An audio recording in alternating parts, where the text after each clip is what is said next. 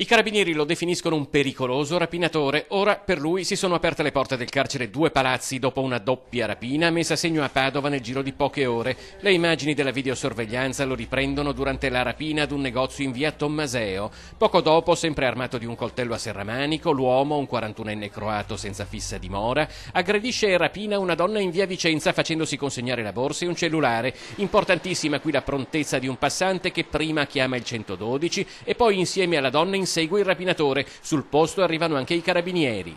Lo raggiungono e riescono a bloccarlo, rinvenendo indosso all'uomo l'arre furtiva che lo stesso aveva poco prima sottratto alla donna. Gli uomini del nucleo radiomobile hanno messo in correlazione la rapina di via Vicenza con il colpo che poco prima era stato messo a segno nel negozio di via Tommaseo. Si è risaliti all'esercente che ha riconosciuto il malfattore, sporgendo quindi denuncia per la rapina precedente. L'uomo quindi è stato arrestato per entrambi i fatti criminali che aveva perpetrato quel giorno.